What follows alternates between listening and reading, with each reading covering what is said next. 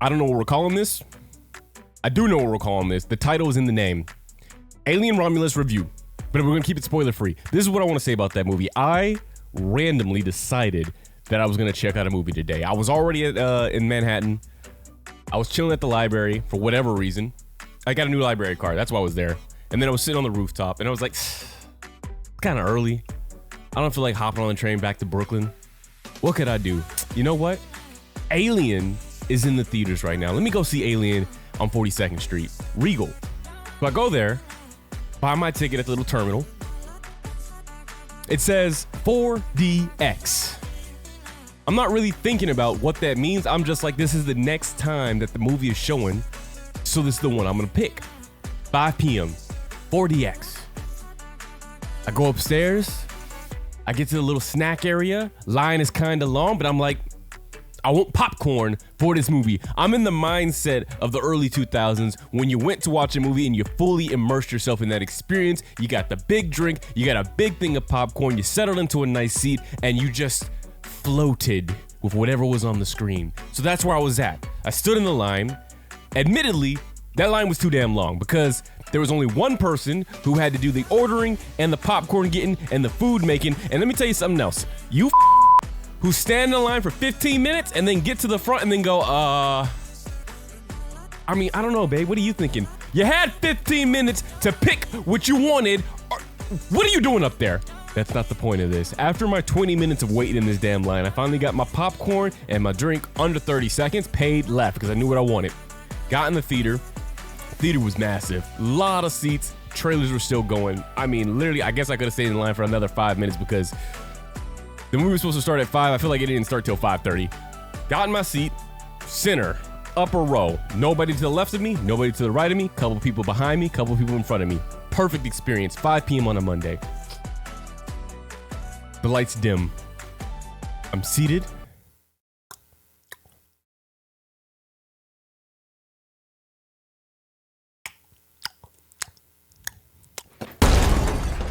My whole world shakes. Remember when I said 4DX and I wasn't thinking about what the hell that stands for? I had forgot that there is an experience above 3D. That there is an experience above whatever the hell they call it when it's supposed to be ultra HD and super clear. No. There's something else out there, guys. There's a new experience out there that costs you $27 and I highly recommend you experience it. It's called 4DX. What is 4DX? We need the proper definition of what the hell this is because this shit caught me by surprise. Not only did it catch me by surprise, like, I'll never watch another movie if it's not in 4DX. This is not helping me. What does 4DX stand for? It means the 4 disciplines of execution. I'll say it again because you need to experience it. It's the 4 disciplines of execution. What are those 4 disciplines? I don't know, but I can tell you, here it is. Focus, leverage, engagement, accountability. I only cared about one of them, engagement. I have never in my life before experienced movie trailers in the most exciting way possible. The movie opens up with the welcome to 4D experience, and suddenly your entire seat is vibrating and shaking as you rock through space, right? And then you're like, ooh, it's chilly. Why? Because they just blasted the room with chilly ass air as you soar into the Arctic. You shivering over here. Oh, but we're not done. Now there's a geyser of water on the screen. And guess what? You getting slapped with it because the water just shot up from your damn seat and it's not done. Then you're swimming through a waterfall. Mist is falling down on your face. This is the 4DX experience. And I'm telling you, I've been going to movies for a long time now. I will not go back to movies unless this is the theater I get to sit in. This was the craziest, funnest experience that I've ever had in a movie theater, and it only gets better as Alien Romulus begins on the big screen. Again, I'm going to say no spoilers. This is supposed to be quick, no spoilers, but I just want to say this. This movie, to me, is what happened, or what it must have been like for individuals when they went to watch Star Wars for the first time. When the first people in the 70s got to sit down in the theater in the comfort of their chair and saw the saga that was Star Wars unfold, that is what I felt watching Alien Romulus, because it begins far, far away. Who knows where, doesn't matter where, but it's got that mine feel to it where everybody works in the mines, and we're introduced to our protagonist, Ray. Ray is her name. Somebody else in a big movie franchise named Ray? Not the point. As we're introduced to our main protagonist, we're also introduced to her brother. Her brother, who, is this a spoiler if I say this? Has this already been released? Her brother who is, if you don't want to hear who her brother is, skip ahead a few seconds. But her brother who is, it's not hugely important to know that, but it does affect the story. So you have these two individuals who are Ray, an individual who wants to leave this planet behind because her parents died on it. She's ready to go to a place that has an actual sunset, sunrise. The planet she lives on, it seems like it's eternally dark and it's miserable. It's literally what we think of when we think of the Earth in 100 years from now, when you're stuck on this planet where everybody is being literally used for slave labor. She's finally got the credits or the time deserved or whatever she's supposed to work towards. I think the quota of hours that she's supposed to dedicate to her job as a farmer. She's hoping to go to the person who handles travel and get to leave this planet. Guess what? Like corporations like to do, they screwing her over and they're saying, hey, we just raised the quota. You got to work not only more hours, but no longer on the farm, sending your ass to the mine, which is where people go to die. Everybody seems to be dying each and every day from a new disease down in the mine, especially lung disease. So Ray gets a call from her friends. And then you get introduced to what I like to call the fodder. You get introduced to the characters that you know are going to suffer horrible fates, and you're going to sit back and watch all of this glorious carnage unfold to these four characters. Now, here's the thing about these characters, this core fodder group that we meet. This movie does a really good job in establishing personalities. You've got your hothead, who's an asshole. And he's an asshole because he's really mean to our boy Andy, which I gotta say, shouts out to our boy Andy. There are two, everybody in this movie is really great, but the two leads, Andy and Ray, these two, you gotta see their faces. You gotta see who it is that make this movie shine. Again, everybody's good, everybody's great, but Isabel Merced as not Ray. I thought they were calling her Ray the entire time.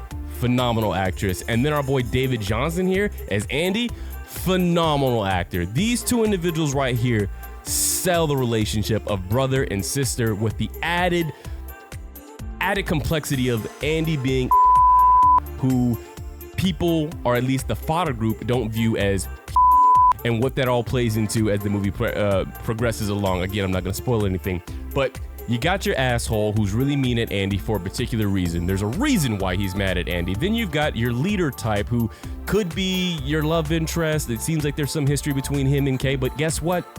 He's the perfect semi-male lead because he's got the, what do you call it? He's got the charisma. He's got the look of, I'm the leader, I'm the one who's gonna solve all the problems, and then the movie does a twist on you and goes like, yeah, but this is an alien movie and we know who the real hero is. And then you got your,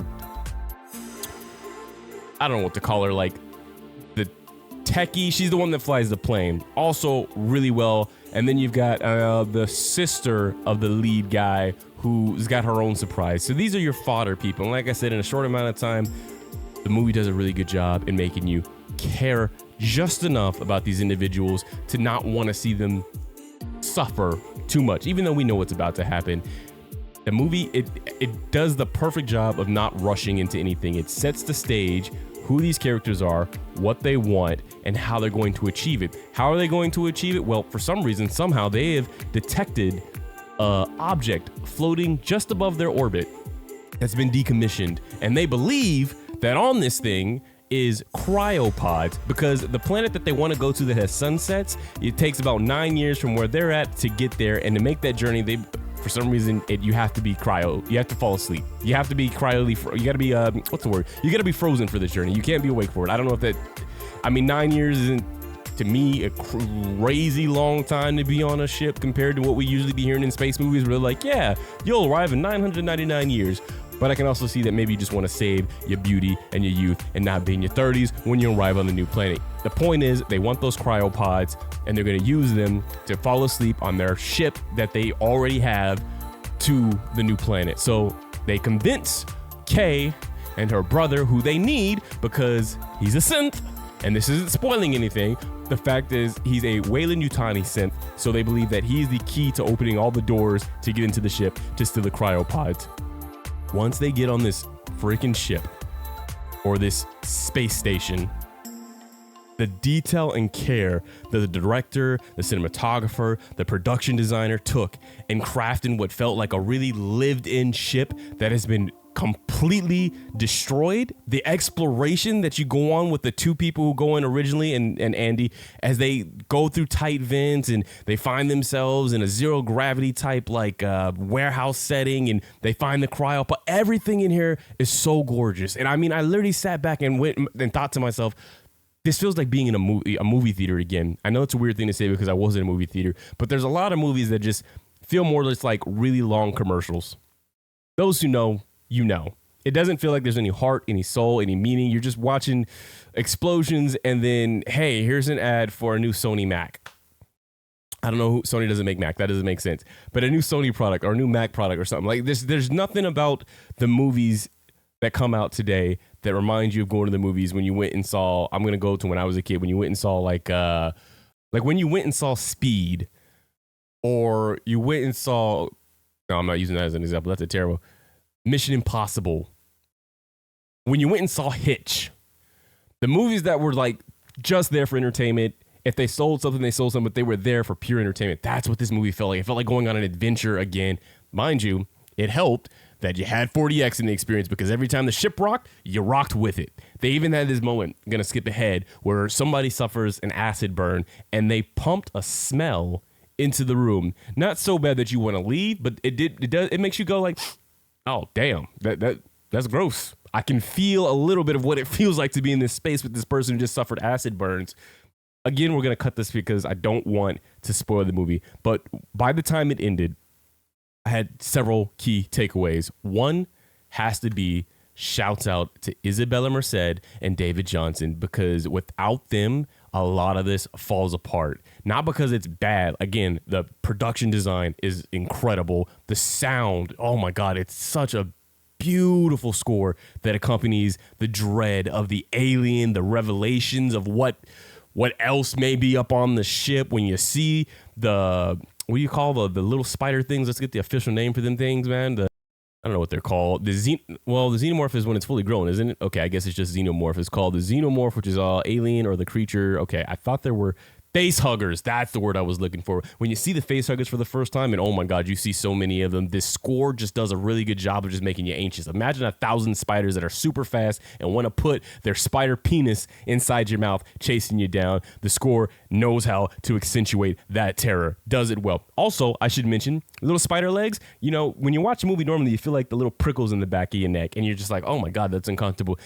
40X is going to enhance that experience for you, because right below your feet are these little tassels. So when the little spiders are moving down the hallway, the tassels blow and hit your ankles. There was a part where a little spider was moving and I forgot about the tassels and it hit the back of my legs and I said, shit, jumped up, bro.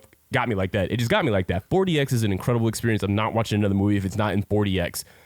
I also want to say, oh, well, I was talking about the two leads, yeah. But the brother-sister relationship there, so believable. The care that she shows towards her brother, who it's supposed to be a synth, right? They're not supposed to have emotion. They're not supposed to have feelings. They're supposed to be just computers that are better at pretending to be human than the monitor or the computer that you have at your desk at home.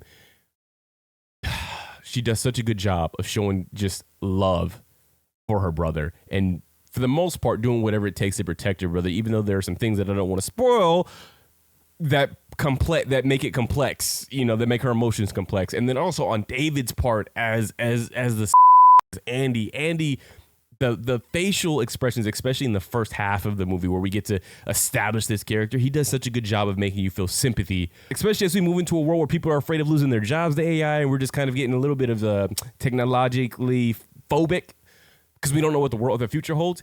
He pulls you in with his face. Doesn't have to say much. He does say some jokes, some corny jokes that also work, but they do a really good job of making him such a vulnerable character that you can't help but feel bad every time he suffers a setback or somebody makes a racist comment towards, you know, the fact that it hits you and you just want to punch people in the face every time it happens. Which is also, you know, interesting that they chose a black lead for this character. I don't know if the director had that in his mind. sure he did, because there's some comments there that almost coincide very close to race, but also could have just been like he was the best person for the job, which is what I hope it was. But it just, man, chef's kiss to both of them. The second thing that stands out to me here is this movie does a really good job of reinventing the terror of aliens. We got to the commercial point when it came to the Alien series where they weren't even scary anymore. One of them used to be enough to make you go like, I would hate to be a crew stuck with this thing. Then it got to the point where there was like 100 of them, and it just like they didn't really do anything. They all ran around. They had no real purpose, and it just wasn't even scary anymore. Fede, the director, I hope that's how you say his name, does such a good job of reestablishing the terror of one person birthing this thing, and just his arrival has such strength and purpose. It's terror for our leads as they interacted with this damn thing. The third thing I would like to bring up is that I said earlier, this movie makes you feel, or made me feel like it must have been what it felt like, what it must have been like to be in the 70s seeing Star Wars for the first time. By the time you get to the end and everything, all the action is unfolded and the twists that they have for you have been unveiled, and you get the final lines as it sets itself up for whatever it may set itself up for. Again, no spoilers. I was like, this is like chapter 1 of a Star Wars epic. I keep using Star Wars. I'm not even the biggest Star Wars fan, but just the way it ended, the lines that are delivered, the relationships that are built and that you want to see explored. Oh man, I'm just like, I want to see part 2. I want to see more of this space epic at this point. Like it transcended just wanting to be an Alien reimagining.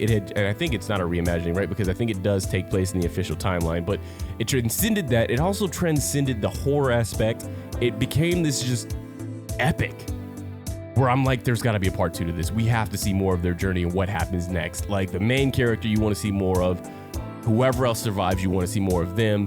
And the story just feels like, yeah, on its own, it could be done. Completely could be done, but you want to see more of this world. So really well done. The only problem that I have with this movie, and it's just such a small one, but I gotta say it, the kills can feel a little lackluster. It feels like a lot of stuff happens kind of off screen. Like it's just very quick. There's not a lot of in your face about it, which can work for some people. Some people like want to pull back and just want to let your mind run. And it's not like you don't see the deaths. It feels like when it happens and they move on very quickly. A lot of dispatching or killings, it doesn't take long for it to happen.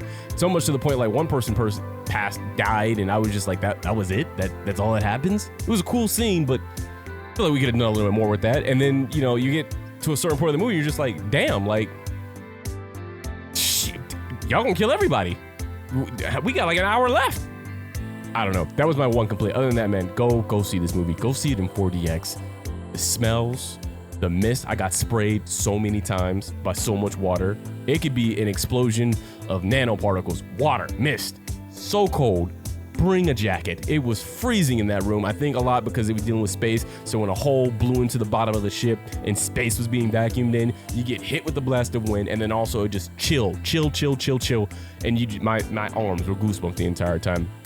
The shaking as the ship hits whatever it's hitting, doing whatever it's doing, you're rocking in your chair with it. You feel like you're in the captain's seat, the pilot seat, the passenger seat. You're just somewhere that's not a movie theater with a bunch of strangers, man. It was the greatest experience I've had in a movie theater ever. Loved it. I can't wait to see what else they can do with 4DX, man. Love 4DX. This is really a great review about aliens, but a better review about 4DX and how awesome that is. So go see Alien Romulus. You will not regret it.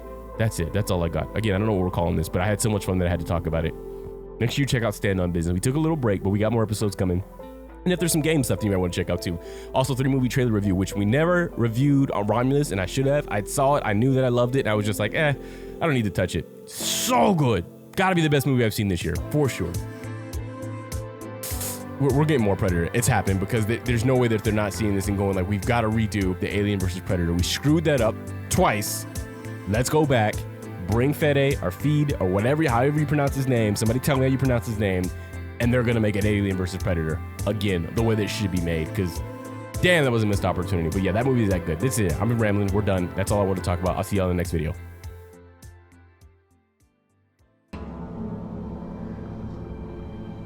Do you see it?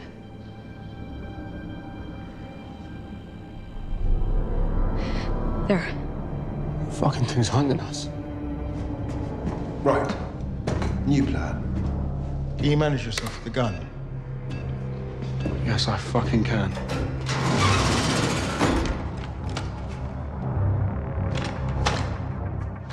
Right, this is an F4.